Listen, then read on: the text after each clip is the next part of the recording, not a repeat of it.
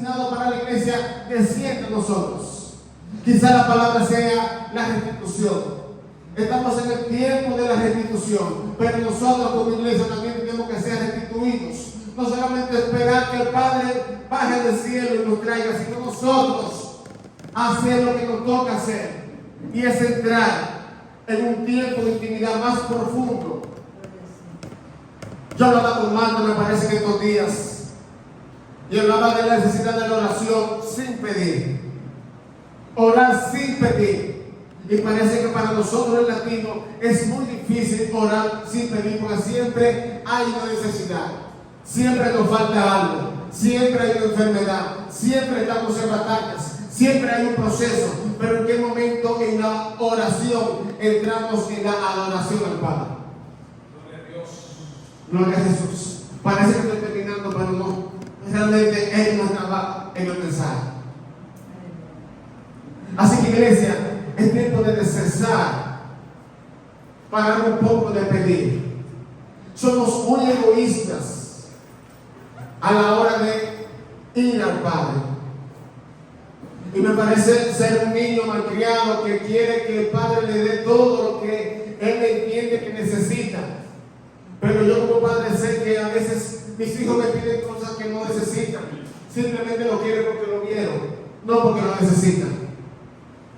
Y yo se los puedo comprar. El Padre nos quiere bendecir. El Padre nos quiere sanar. El Padre nos quiere llevar a otras alturas. Pero ¿estás tú dispuesto a pagar lo que significa ir a otras alturas? Gloria a Jesús. Tiempo de restitución. Y ahora sí entro al mensaje. Tiempo de restitución. Padre, te doy gracias. Gracias, Padre, porque tus alas de tu Santo Espíritu están en este lugar. Gracias, Padre, por tus ángeles. Gracias, Padre, por tu palabra. Gracias, Padre, porque tú te estás paseando, Dios. Te pido, Padre, que todo pensamiento que quiera distraer, Dios, de lo principal, te pido, Padre, que te lo lleves ahora en el nombre de Jesús. Padre, que estemos dispuestos, concentrados a recibir, Padre, de tu maná, en el nombre de Jesús. Espíritu Santo, somos vasijas dispuestas a ser llenadas por ti. Límpianos, llénanos, úsanos. Queremos entrar en este tiempo de restitución como tú lo has planificado desde la eternidad, en el nombre de Jesús. Amén y amén. Restitución. Quiero iniciar definiendo la palabra restitución. Y cuando busqué la palabra restitución en el diccionario Strong, aparece en el número 7999 con la palabra shalom, que quiere decir devolver, pagar lo dañado, restituir. En el griego aparece con la palabra apocatísimo, que significa restituir, reentregar, restaurar. Consiste en devolver una prenda o animal robado. Pero esto me llama mucho la atención también, que incluye el buen nombre, o sea, restituir el buen nombre de una persona que ha sido dañada. Gloria a Jesús. Tiempo de restitución. Nuestro apóstol me instruyó a que en el día de hoy pudiera hablar del tiempo de restitución. Esa fue la palabra que el Padre trajo en esta fiesta de Pentecostés, el Shavuot, la semana pasada. Hablaba de que la iglesia entra en un tiempo de restitución de manera integral. Cuando escuchamos restitución, el creyente sale corriendo a coger un préstamo porque piensa que el Padre va a abandonar las cuentas, las finanzas. Pero ciertamente yo soy de lo que creo que el Padre nos quiere bendecir abundantemente. Pero el Padre nos quiere entrar en una restitución, Gloria a Jesús, más profunda, que toque a nuestra alma. a nuestros sentimientos. Aquellas cosas que nosotros no hemos dejado de hacer todavía, siendo creyentes. Gloria a Jesús. Ese es el tiempo de la restitución, de que el Padre quiere que entremos. Antes de entrar al versículo principal, quiero que vayamos a Éxodo 22, del 1 al 3, porque quiero que sepamos cuáles son los pagos de restitución que la ley mosaica había establecido el Padre en ese tiempo, para poder entender qué es la restitución en el tiempo antiguo. Vaya conmigo a Éxodo 22, del 1 al 3.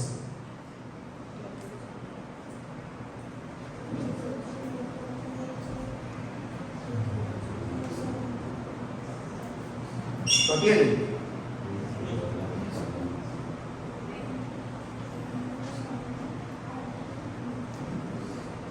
Leemos en el nombre de Jesús. Cuando alguno hurtare buey o oveja y le degollare o vendiere, por aquel buey pagará ¿cuántos bueyes? Y por aquella oveja, ¿cuántas ovejas? Versículo 2. Y si el ladrón fuere hallado forzando una casa y fuese herido y muere, el que le hirió no será culpado de su muerte. Y si el sol ya había salido sobre el matador, será reo del homicidio. El ladrón hará completa restitución y no tuviera con qué pagar, será vendido por su hurto. Gloria a Jesús. Tiempo de restitución. Básicamente la ley mosaica es la ley que comprende la Torá, los Pentateucos. Establecía 3 modalidades de restitución: cómo una persona pagaba por robar a otros hermanos, a otros conciudadanos. Yo lo resumí en 3 grupos, básicamente. Número 1, pagaba el doble. Si se encontraba con la vida del animal vivo, o sea, si usted se robaba una vaca y en el momento de allanarlo a su casa o a su propiedad encontraban la vaca viva, pues entonces usted tenía que pagar otra vaca adicional a lo que usted se llevó. Pero si lo que usted hurtó, usted lo mató, entonces usted tenía que pagar 5 veces el valor de aquello que usted hurtó. ¿Me sigue? Pero había un pago que era extremo. Y ese pago era que usted tenía que pagar 7 veces lo que usted había robado. 7 veces lo que usted había robado. Eso lo encontramos en Proverbios 6:31, donde en casos extremos usted tiene que pagar 7 veces lo que usted hurtó. Y eso lo vemos en el Nuevo Testamento con Saqueo, por ejemplo. Apúntalo por ahí y léalo en su casa, Lucas 19:8, donde Saqueo, cuando entiende el poder de la redención, entiende que había una visitación a su vida, una visitación a su casa, una visitación a su pueblo, entonces él mismo, de su propia voluntad, dice: yo daré la mitad de todos mis bienes. Pero en la ley, él sabía que solamente tenía que retribuir la 5ª parte de lo que había hurtado. Pero de motus propio dijo: yo voy a dar la mitad. O sea que fue al pago máximo, al pago extremo. Hemos escuchado que mucho ha pecado, mucho agradece. Gloria a Jesús. Otro pago extremo que encontramos en la Biblia es con Nehemías. Nehemías, cuando fue a levantar los muros que estaban caídos, destruidos, exigió una restitución de tierras, viñas, olivares y casas conseguidas por medio de la usura. Aquellos que habían usado el método de usura para enriquecerse, él comenzó a exigir que dieran al extremo por aquello que habían obtenido. Gloria a Jesús. Vayamos a 2 Samuel 9, del 1 al 5. Aquí entramos en el versículo principal de la noche. Ya sabemos que la restitución venía con la consecuencia de un pago del doble, 5 veces y un caso extremo de 7 veces de lo que usted había hurtado. Gloria a Jesús. Samuel, segunda de Samuel 9, del 1 al 2. Del 1 al 5, perdón.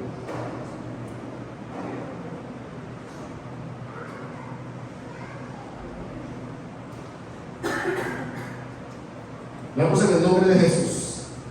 Y dijo David, ¿quién era David? En ese momento, ¿quién era David? Y dijo el rey David, ¿ha quedado alguno en la casa de Saúl a quien haga yo misericordia por amor de Jonatán? Versículo 2. Y había un siervo en la casa de Saúl que se llamaba Siba. Y cuando le llamaron para que viniese a David, el rey le dijo, ¿eres tú Siba? Y respondió, tu siervo. Versículo 3. Y el rey dijo, ¿no ha quedado nadie en la casa de Saúl a quien haga yo misericordia de Dios? Y Siba respondió al rey, aún queda un hijo de Jonatán, lisiado en los 2 pies. Versículo 4. Entonces el rey dijo, ¿y ese dónde está?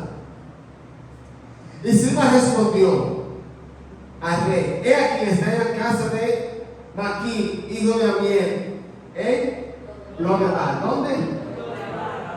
Versículo 5.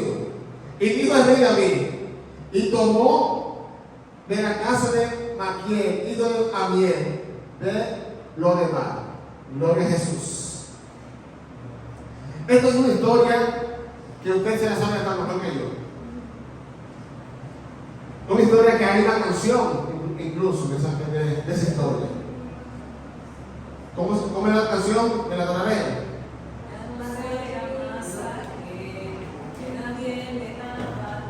Esa canción, la primera vez que yo la escuché, y aquí está el testimonio, fue en el 2013, 31 de diciembre de 2013.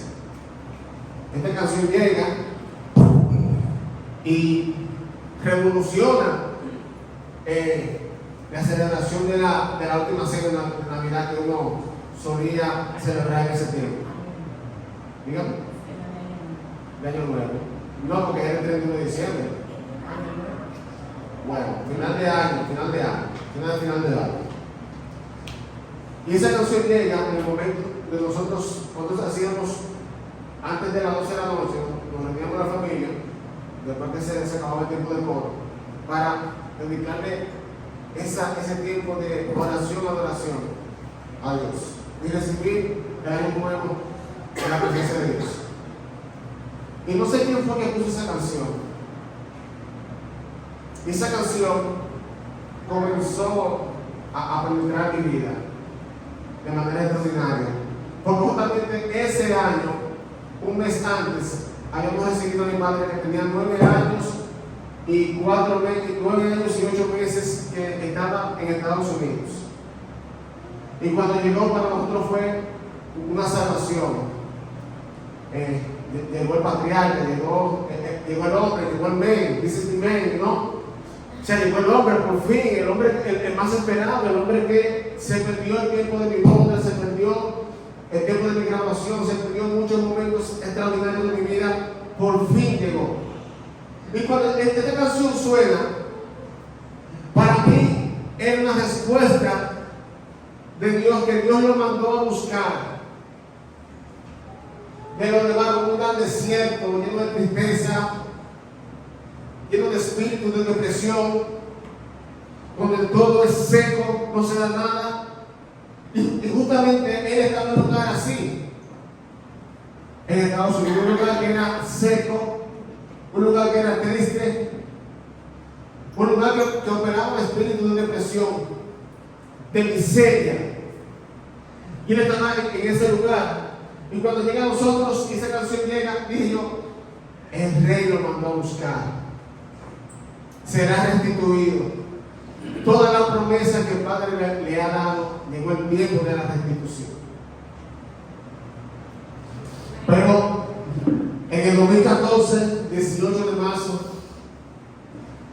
entonces el hombre se nos va. Y yo entro en un choque. El pastor David Wilkinson le llama a este choque prueba de fe, donde tu fe es probada, donde la canción llegó a mi mente y yo comencé a tararear la canción y dije, pero tú lo mandaste a buscar de Puerto Rico para restituirlo o tú lo mandaste a buscar para el cielo. ¿Cómo así? Explícame ahora, que yo no te estoy entendiendo.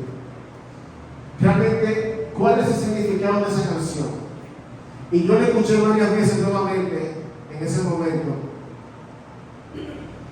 Y luego de ese momento dejé de escuchar esa canción y hasta le cogí odio a esa canción. Cuando la ponían cerca de mí, yo decía, quita la canción, cámbiala. O si no la podían cambiar, yo me iba.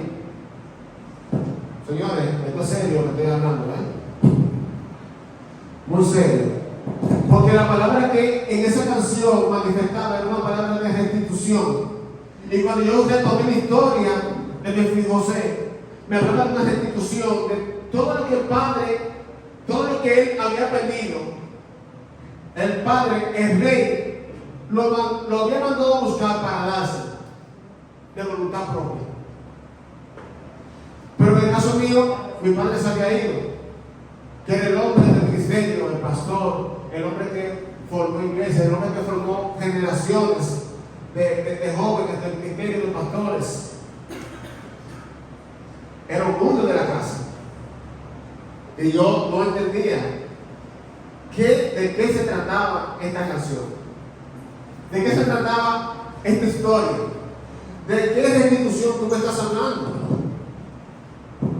Ahora estamos en qué fecha? ¿2000 qué?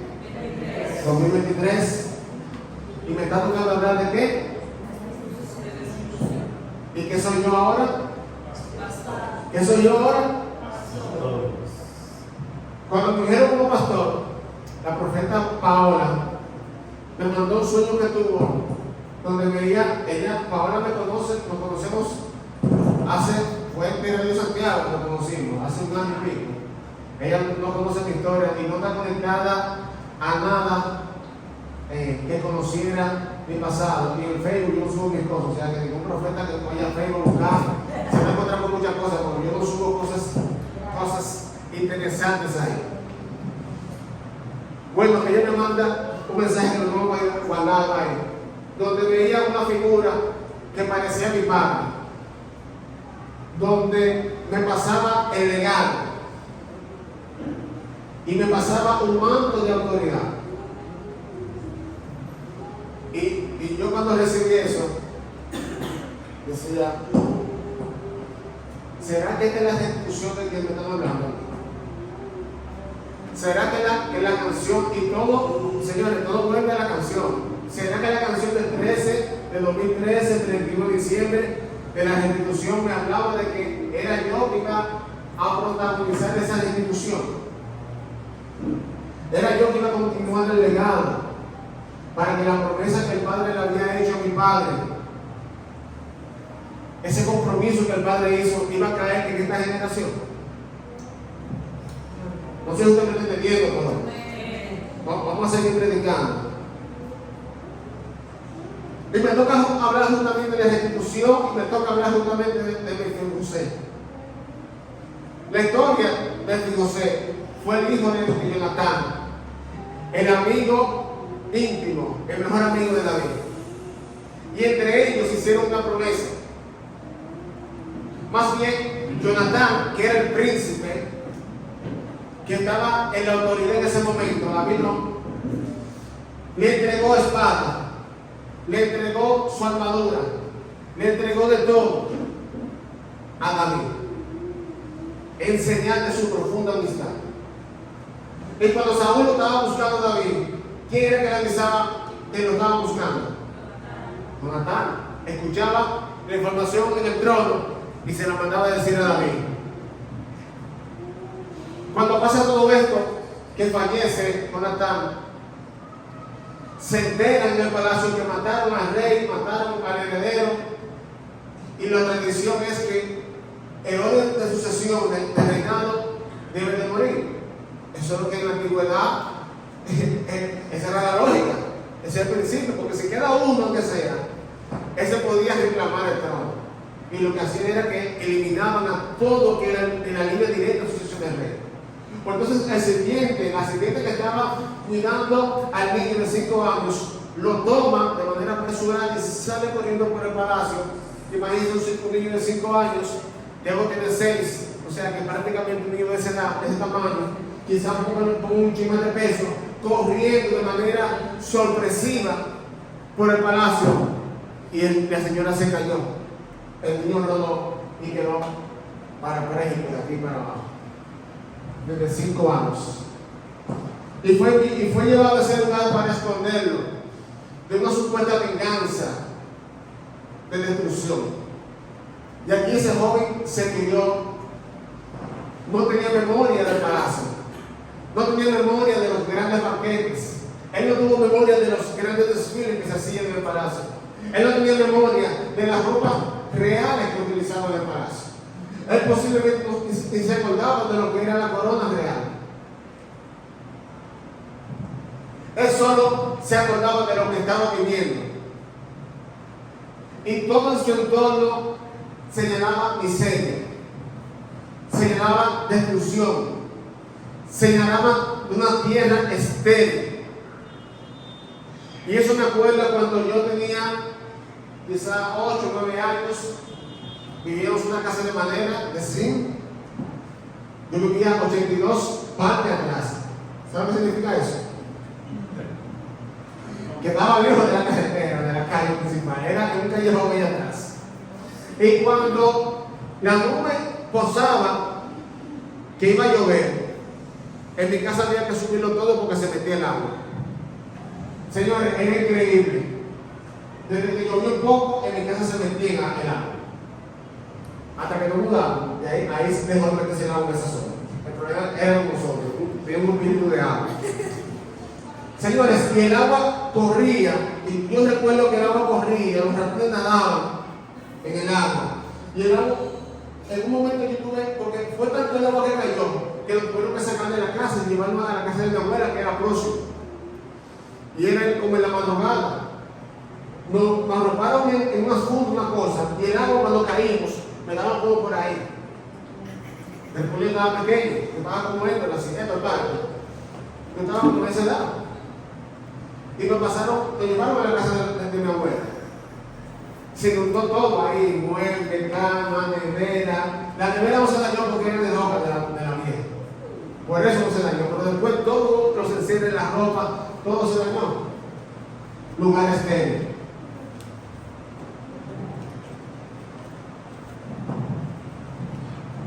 Y de allí el padre nos señala. De aquel lugar estéril, de aquel lugar que no había posibilidad de salir al gobierno, no había posibilidad de hacer una carrera universitaria, no había posibilidad de salir, ser un niño sano, un niño decente, no había posibilidad de nada, porque lo que había era miseria a la derecha, miseria a la izquierda, miseria adelante, atrás. Y en las esquinas había muchos puntos de robo. ¿Me escuchó? A los jóvenes, que creen, a veces creen que uno cayó en un palacio y estamos aquí. No, mis amados. Yo cruzaba en la esquina, los muchachos metiendo droga ahí, me llamaban, la tenemos fresca, y yo seguía para la cancha. Cuando se tiraba la DSD, que yo llegué a pasar varias veces, yo tuve que correr también, porque ellos no saben. Y los panas tiran todo. Y si tú estás pasando tal, eso es tuyo. Y hay que correr también. Yo tuve que volar muchas cercas a veces. Y llegué a mi casa por la parte de atrás, tirándome por un muro de bloque de ese alto. En muchas ocasiones. Y el ESE sabe que yo no estoy mintiendo, porque el ESE y yo estamos juntos desde los 10 años, 8 años y pico. O sea, que sabe muy bien que cuando metíamos a evangelizar para allá abajo, para la cañada, que una vez pasamos, el ESE y yo justamente por la cañada, porque hay un servicio evangelístico allá. Y cuando dijeron, ellos son de la Altagracia y el abanico eran enemigos, no se sabe por qué, y fue que iba de Altagracia al abanico le daban golpe, y viceversa. Y nosotros cruzamos y dijimos, esos son de la Altagracia. Y yo siempre andaba con pañuelo, agarré una piedra que encontré, me cogí en el pañuelo y me la metí en el bolsillo. Por si acaso, y cuando cruzo, los jóvenes se aproximan, cuando me ven, no conocen. Ah, tú eres un bicho de la cancha, esto es lo que es, pam, ven para allá, cruce. Poniendo maná. Así fue nuestra juventud, mis amados. Así fue mi juventud. Desafiando la droga, desafiando los pleitos. La chilena la hacían atrás de mi casa. No sé por qué estoy contando esto, mis amados, quizás por esta generación. Las chilenas era el tío mío que la hacía. Cuando había vuelto a mis tíos en el abanico, mi tío era el que hacía las bombas, todo, esa bomba casera, era el tío mío que la hacía. Sí, claro que sí. Las gomas las guardaban detrás de mi casa, el tío mío que era revolucionario, un espíritu de demagogia y cosas. Y ahí es que vengo yo, mis amados. Yo vengo de donde va, donde nada se produce, donde lo que cae ahí, la semilla cae ahí y se muere. Toda mi generación, prácticamente que nacimos juntos, que nos criamos juntos ahí en esa zona, busquen lo que o están muertos o han tenido una carrera exitosa en la victoria en más años. Y los pocos que están de mi edad están en la misma esquina, bebiendo robo, tratando de subsistir. Y por la misericordia de Dios, mi destino fue diferente. Pero fue diferente no porque yo lo elegí, sino porque el Rey me mandó a llamar. Denle un aplauso al Padre. Lo vemos en serio.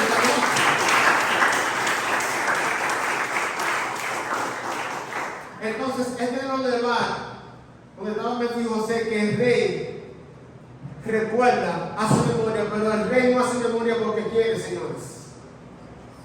Es el Espíritu Santo que llegó el tiempo de activación, llegó el tiempo de la restitución. Y el Padre dice, llegó el tiempo designado por Dios para que se le haga justicia a Memphis José.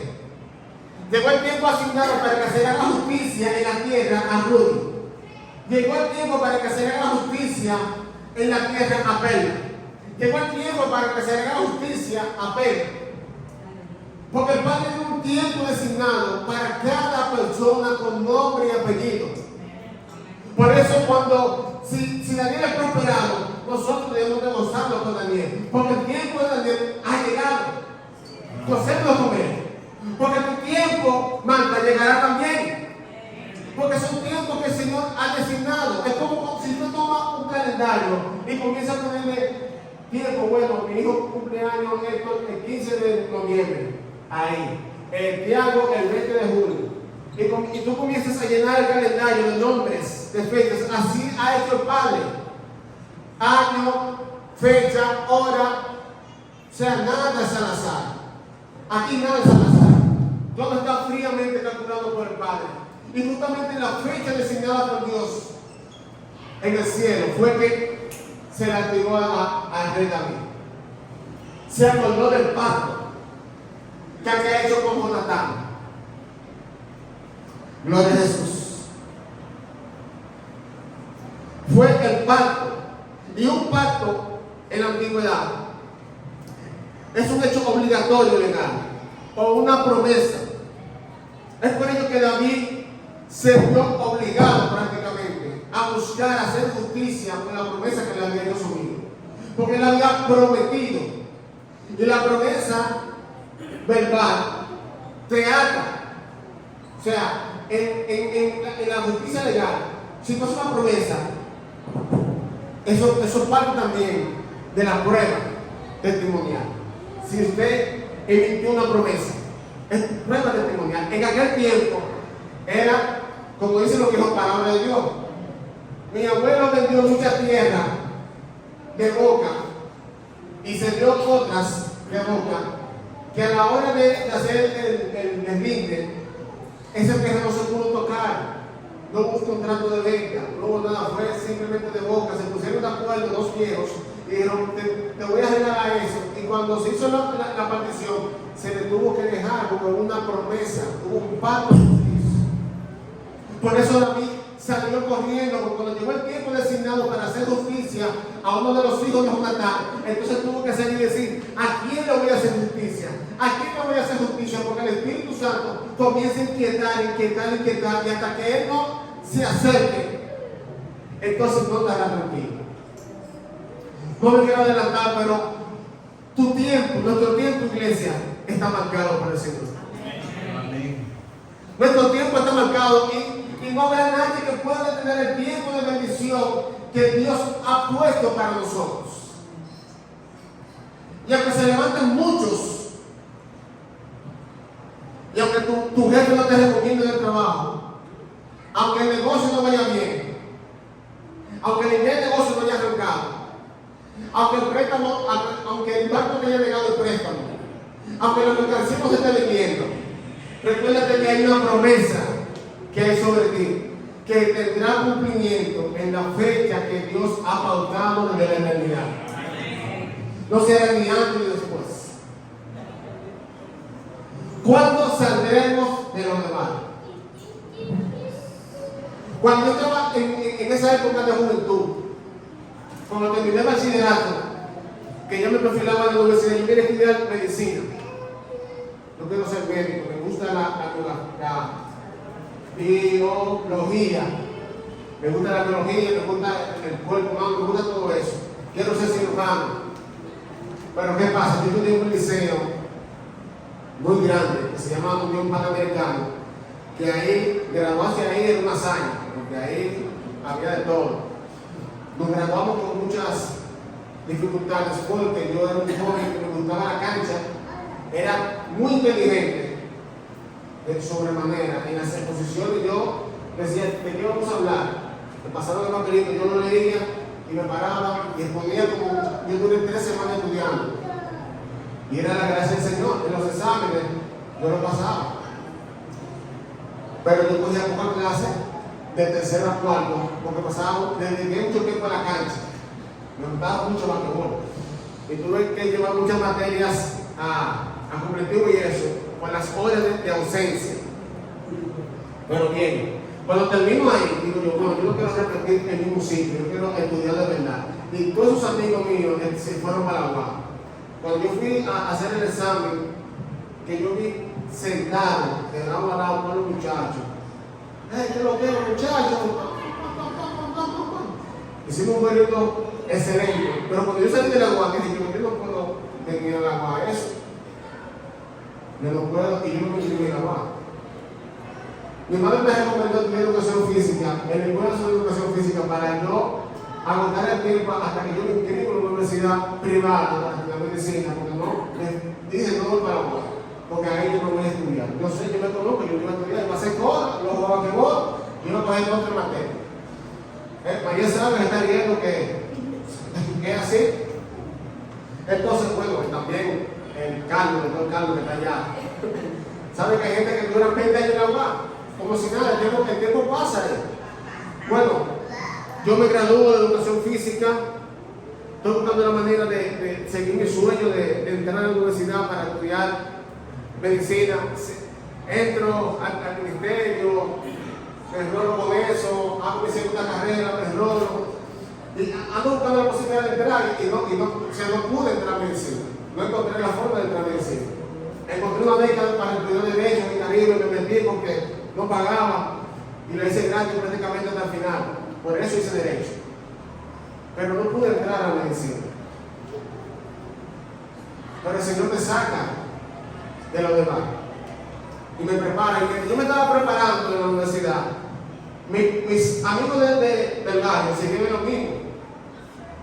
Yo llego a la universidad y siguen lo mismo. Pero ¿saben qué? El tiempo pasó. El tiempo pasó y yo me gradué. Ellos seguían en lo mismo, en basquetbol, en la esquina, haciendo coro. Y hasta los muchachos de la iglesia también, que eran muy de Dios, pero no estudiaron. Se quedaron ahí con el tratado, evangelizando. Seguimos estudiando. Seguimos avanzando. Pero cuando llegó el momento de despertar, que yo miro hacia atrás, le digo, pero ¿en qué momento yo hice todo esto? ¿En qué momento yo me preparé? ¿En qué momento yo tengo los títulos ahí? ¿En qué momento yo entré a trabajar? ¿En qué momento yo me casé? O sea, ¿en qué momento pasó todo esto? Porque fue muy rápido, mis amados. El Padre comienza a preparar tu salida de lo demás. Cuando tú vas a salir de lo demás, llega un preaviso. ¿Sabes lo que es un preaviso? Cuando te van a cancelar de una empresa, que te llega un preaviso para que te prepares. El Padre te dice, te voy a sacar de lo demás. No sé a quién el Padre le ha avisado que lo va a sacar de lo demás. Pero a mí ya me lo avisó ya. Que mi salida de lo demás está próximo. Y cuando tú estás próximo a salir de lo demás, Él te dice, ven preparando tu mente para lo que vas a recibir. Y uno de los grandes problemas que tenemos nosotros los creyentes es la mente. Porque nos quedamos con la mente de todo lo que vemos en lo demás, de la miseria, de la escasez. No hay milagros ahí. El Espíritu Santo no se mueve mucho ahí abajo. La semilla cae y se muere. El calor te agobia. Anda con trapos. No conoce lo que es la prosperidad. Una vez recibimos una joven del campo que nunca había venido a la capital, y cuando la llevamos a una plaza, que la puerta se abrió, dijo, ¡qué poderoso es esto! ¿Y cómo se hace esto? Nosotros nos morimos de la risa.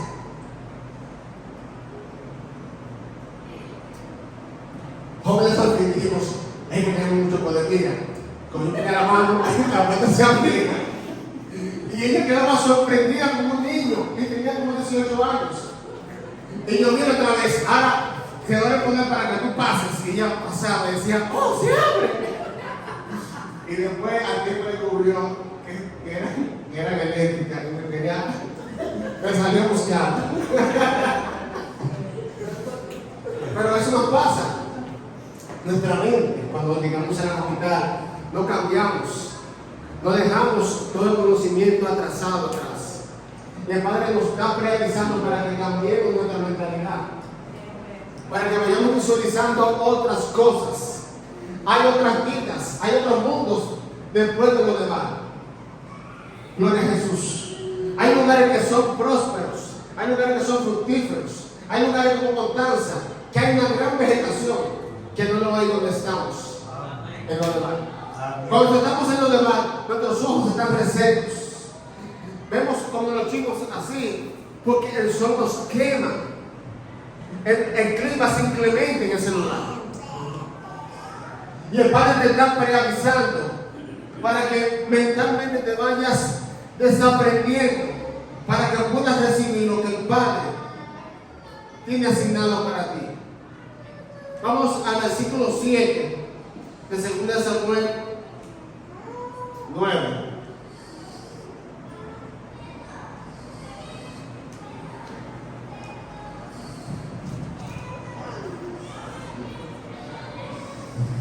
Y le dijo a David, no tengas temor, porque yo a la verdad haré contigo misericordia por amor a Jonatán, tu padre. Y te devolveré todas las bienes de Saúl, tu padre. Y tú comerás pan a mi mesa siempre. Cuando el rey David designó a Siba para que lo vaya a buscar, ¿ustedes recuerdan el proceso de Esther a la hora de presentarse al rey? Que fue un proceso prácticamente de un año. Así. Solamente duraron 6 meses preparando su piel con diferentes aromas y cosas. 6 meses. Pero aparte de eso, la vestidura.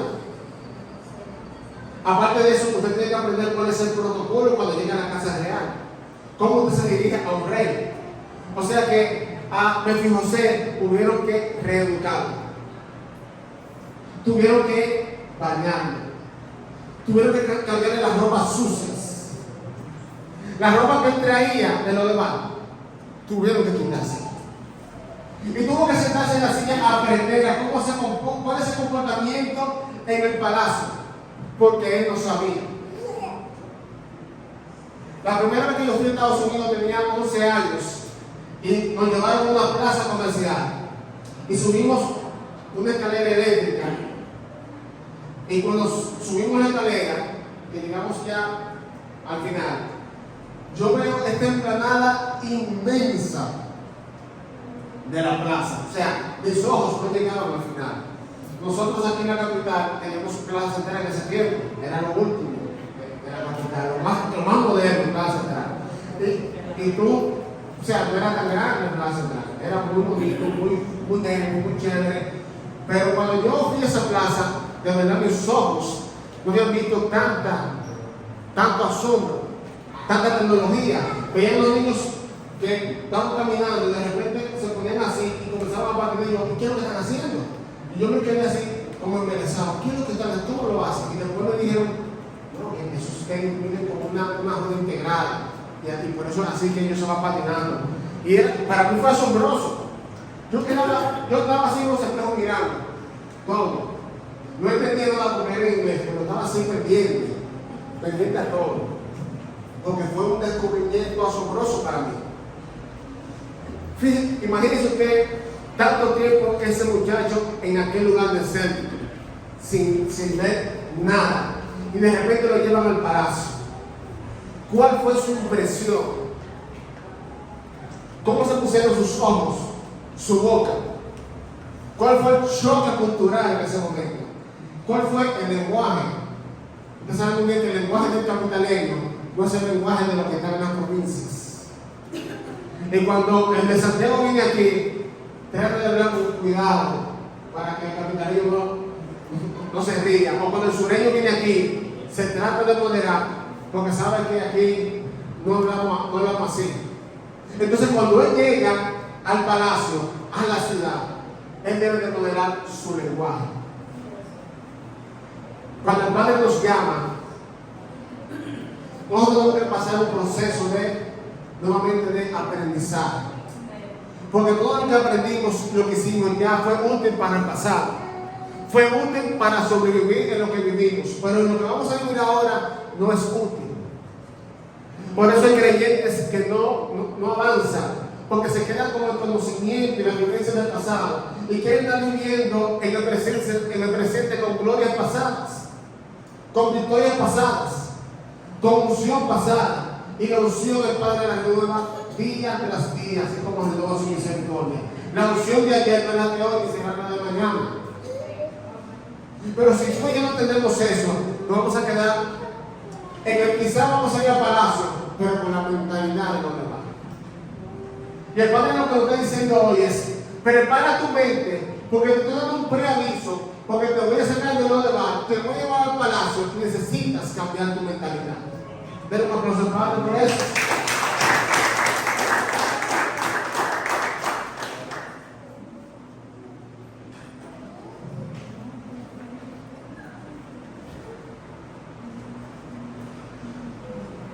Nos quedamos en la pregunta de cómo saldremos de lo de bar. Y la respuesta es tan sencilla. Es simplemente que el tiempo señalado llegue. Cuando nosotros estudiamos Eclesiastés, específicamente el versículo 3, bueno, Eclesiastés completo habla de los tiempos, pero en el 3 él trata como de resumir, de decirnos que hay tiempo para todo. Y ahí te encuentras que hay tiempo para sembrar. ¿Y tiempo para qué? Pero no es arrancar, que utiliza la palabra. Y yo cuando lo busqué, dije, no es de cosechar, es arrancar. O sea, Pedro, me va a corregir, ustedes ya cuando estamos sacando la yuca, ahora que recuerdo, la yuca es un víver que se mete en la tierra. Y el experto le dijo, ven para que saque la yuca, le dijo, agarra con fuerza en el tallo muévela para que la tierra se mueva y después tú la vas sacando para que no se parta. Y hay que hacerle fuerza a la yuca. Y si la yuca es grande, o sea, que se entra más en la tierra, quiere decir que tú vas a tener más dificultad para sacarla. Pero tú haces un movimiento violento. No es como el tomate, que el tomate tú de manera muy organizada, con mucho amor, tijerita, va al vasito, con tu canasta, la vas poniendo, muy romántico, la vas poniendo ahí. Y tú estás cosechando. Es que iba a contar, se había entrado a uno de esos invernaderos. ¿Sabes qué? Se ve muy romántico. Yo recuerdo cuando fui a Constanza, había una canción romántica que había ahí, los guardias estaban ahí cortando sus tomaticos y los ponían en la bolsa, todo hermoso. Pero la yuca no, la yuca hay que ensuciarse, hay que arrancar. Y eso es lo que el Padre quiere, que tengamos conciencia, que hay bendiciones que tenemos que ensuciarnos las manos. Que no es esperar que el Padre nos la traiga aquí y ya. Aquí mismo no. Tú tienes que hacer un trabajo. Tienes que mover la tierra. Tienes que hacer el esfuerzo de sacar la yuca de la tierra. Gloria a Jesús. Y eso es a través del conocimiento. Si a mí no me instruyen para sacar esa yuca, yo iba a hacer un desastre ahí. Porque no sabía cómo hacerlo. No tenía la inteligencia, la información para hacerlo. Pero Dios tuvo misericordia de que puso una persona con 74 años, con más de 50 años de experiencia en la tierra, que me dijo cómo se hace sacar la yuca. Y el Padre nos está preavisando de cómo tenemos que comportarnos para poder salir de lo malo. En 2 Samuel 7, aún cuando llegamos al palacio, aún el miedo nos persigue. El miedo, aún cuando estás en el palacio, te quiere perseguir, no te quiere soltar. Porque el miedo habla de lo que tú no quieres soltar, de lo que tú no te quieres desprender, porque estás atada a un pasado, a un lugar. Y sabes que lo que estás viendo es extraordinario, nunca lo habías visto. Lo que estás probando es delicioso, pero el temor te mata. El pueblo de Dios no crece muchas veces en Latinoamérica por el gran temor que nos han vendido. Y yo lo digo con propiedad porque nací en el Evangelio y desde pequeños a un grupo decía que no estudiara porque Cristo venía. Cristo viene, no estudie, Cristo viene, no estudie en la universidad, Cristo viene. Pero otros decían, no inviertan tanto tiempo en los trabajos porque Cristo viene. Bien, hay un temor. El temor es que el Padre llegue y te encuentre en otra cosa, o que tú ya has hecho un pique y tú quieres usar relación con ese pique. Hay un temor y tú por eso vuelves a la universidad, no trabajaba y estaba ahí en silicio o en el matutino esperando que Cristo viniera a arrebatar a tu iglesia y ya, somos salvos. El temor, no inculcar un temor. Recuerdo que también a los jóvenes los casaban temprano, porque había temor de que cayera. Temor, el temor.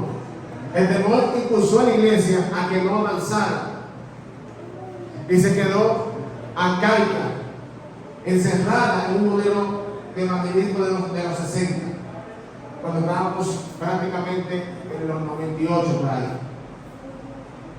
Y ahora que hubo un despertar del conocimiento a través del internet, una democratización de la información, nos damos cuenta de que era importante estudiar, que era muy importante trabajar, que el reino camina con los recursos. Y si tú no trabajas, y si él no trabaja, y si yo no trabajo, ¿cómo yo puedo ofrendar? Y si yo no ofrendo, ¿cómo la iglesia se puede mover? Entonces vino la conciencia de salir a estudiar, salir a trabajar, y otros osados con un papá salieron a crear, a ser emprendedores. Cuando la palabra emprendedor en los 90 no existía, mi papá era un gran emprendedor, diferentes negocios. Entonces la iglesia vive con un temor de hacer por no equivocarse. ¿Y si me equivoco? ¿Y si fallo? ¿Y si no es la voluntad de Dios?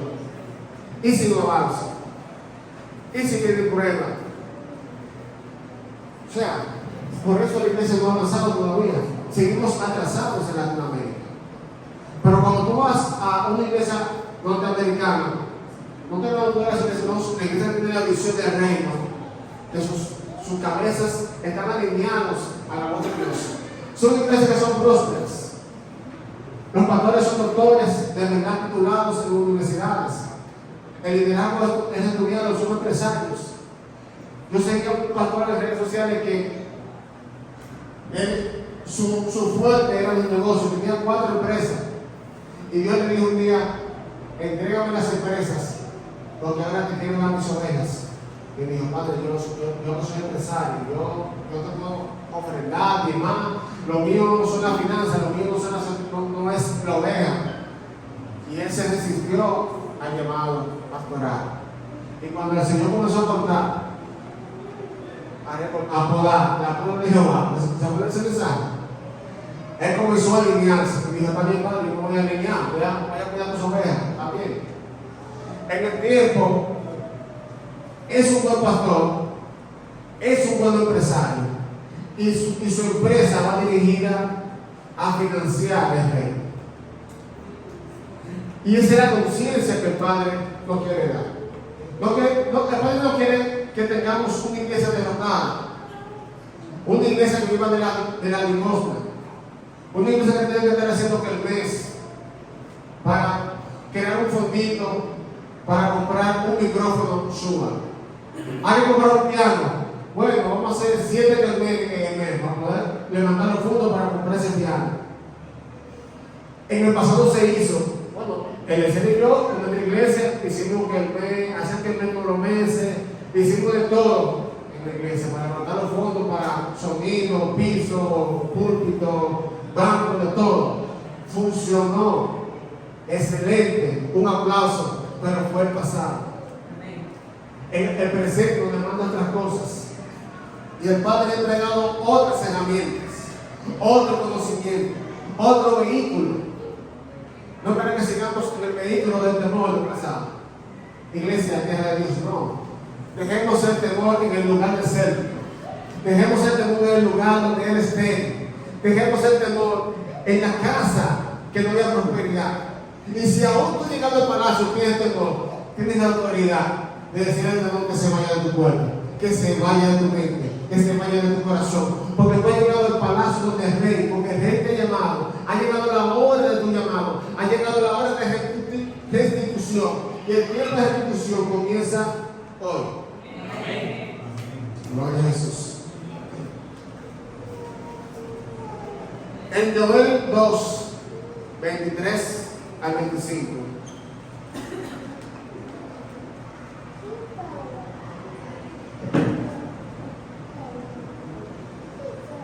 Dice así, Joel 2, 23 al 25. Vosotros también, hijos de Sión, alegraos. Escuchen bien la palabra que dice Dios.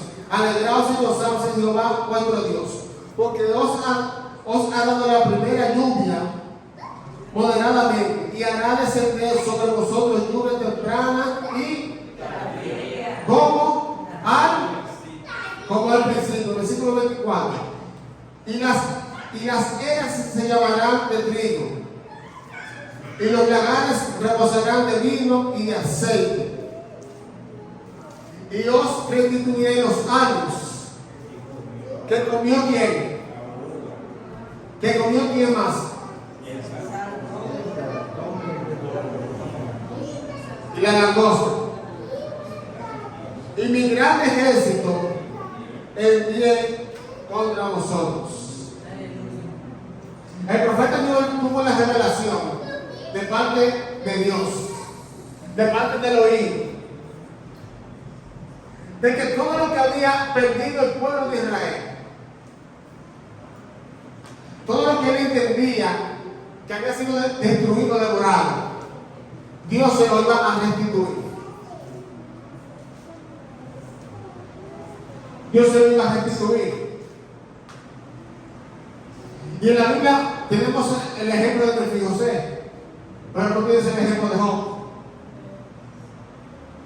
La diferencia de Mefibosé no tenía nada, pero Job era multimillonario.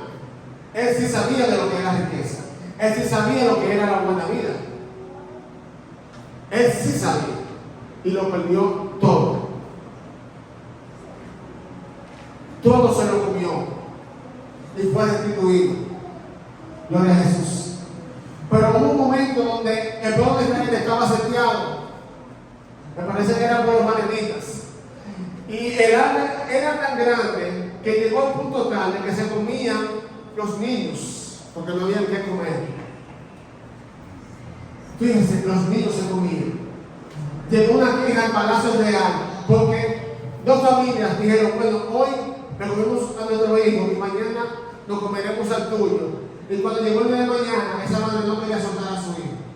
El rey, cuando llegó esa queja al rey, tragó sus vestiduras, se puso de todo, porque era inaudito lo que estaba pasando. Y llegó el profeta Eliseo y dijo, ustedes ven lo que está pasando, ustedes ven lo que está el pueblo de Israel, en la miseria, que ni siquiera polvo hay para comer. Pues hoy yo te digo que en 24 horas todo cambiará. En 24 horas todo cambiará. Le puso un precio al trigo que no me acuerdo porque, ¿saben? Pero fue tan barato que el asistente de rey dijo, en 24 horas, Dios, imposible. No, eso no se puede. No. Y el profeta dijo, ellos lo van a gozar, pero tú no. Tú lo vas a ver, pero no lo vas a gozar. Y en 24 horas pasó lo que el profeta declaró. Yo no voy a declarar que en 24 horas tú vas a tener la restitución. Porque estamos en un preaviso, recuerden. Estamos en un preaviso. Pero necesitas cambiar la mente, porque el Padre sí lo hace posible. El Padre sí tiene la gente que tiene tu bendición atada. Ya tu bendición está atada a una persona, a una institución, a una herencia que tú no sabes que tenía, a un negocio, a un negocio que ya te llegó hace mucho tiempo y que tú no has arrancado. Ya el Padre te dio el mecanismo. Solamente estamos esperando el tiempo del cumplimiento, el tiempo de la restitución. Póngase de pie, por favor.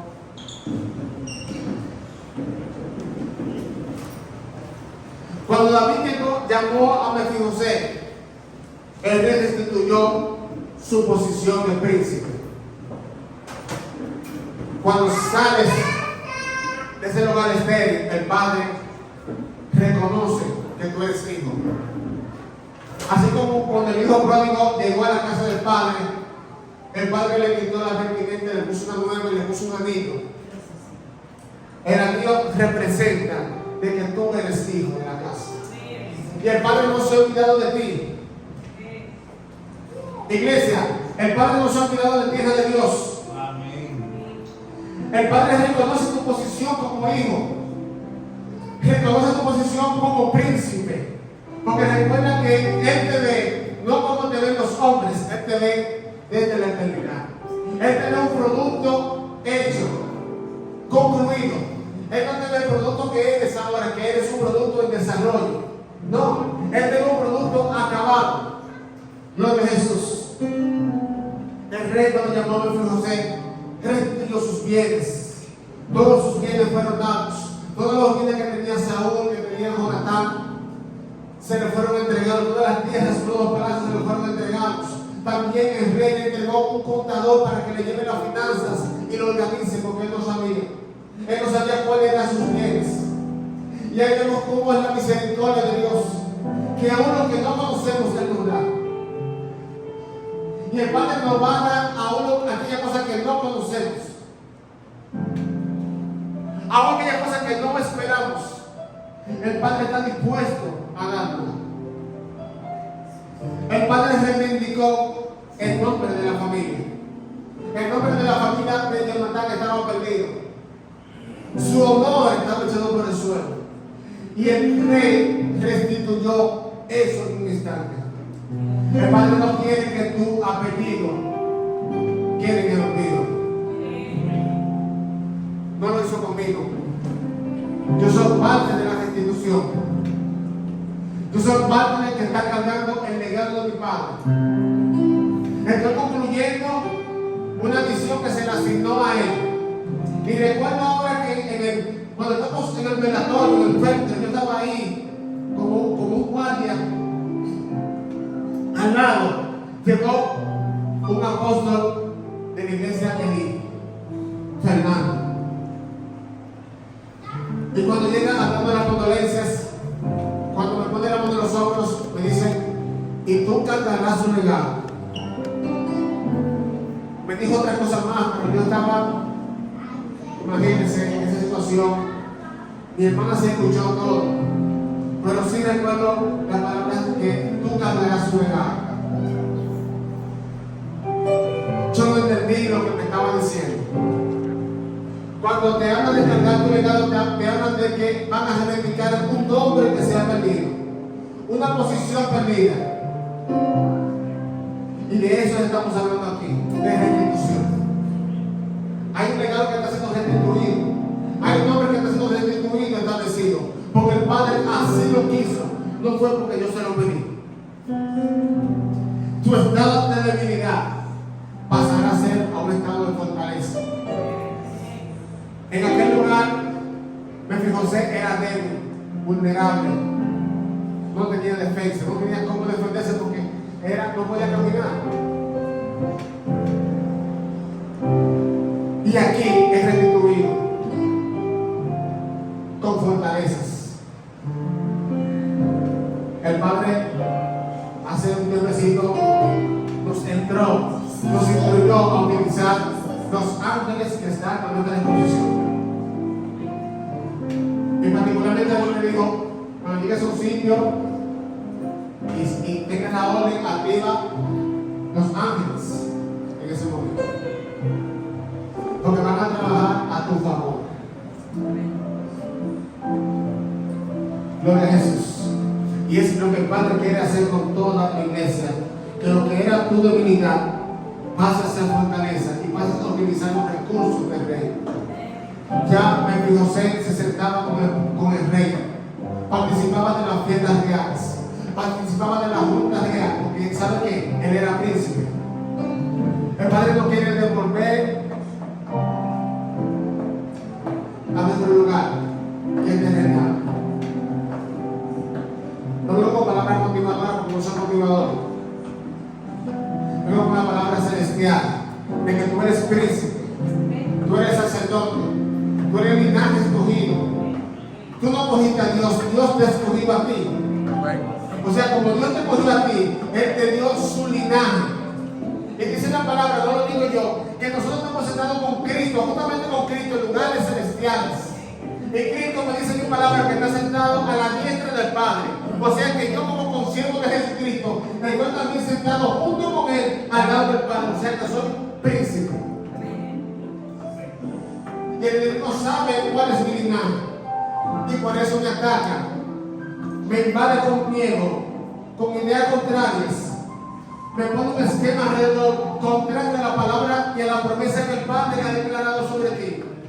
Promesas que a ti se te olvidaron, pero que están escritas en el libro. Y en el tiempo de cumplimiento comenzarán a brotar las promesas, así como el agua brota de las piedras. Cuando el agua dice que va a salir, no importa cuántas piedras haya, ella la remueve. Así serán las bendiciones para ti. Cuando llegue el tiempo de cumplimiento, ella va a comenzar a ascender y va a remover todo lo que tenga que mover. Si tiene que mover a tu jefe, lo va a mover. Si tiene que cambiar de empresa, la va a cambiar. Si tiene que mudarte de ciudad, lo va a hacer. Porque el Padre va a hacer lo que tenga que hacer para hacer cumplir su palabra. Gloria a Jesús. Porque es una palabra que Él no es hombre para mentir, hijo de hombre, para que se arrepienta de la mentira. Si Él lo dijo, es porque en la eternidad Él vio que lo podíamos hacer. Él vio que podíamos concluir con la tarea. Y como Él sabe que vamos a concluir, nos está dando ánimo, nos está preavisando para lo que viene. Gracias, Espíritu de Dios. Gracias, Padre, porque tu misericordia nos ha alcanzado. Estamos aquí, Padre, como tierra de Dios Santo Domingo, creyendo en las promesas que tú has hecho con tu iglesia.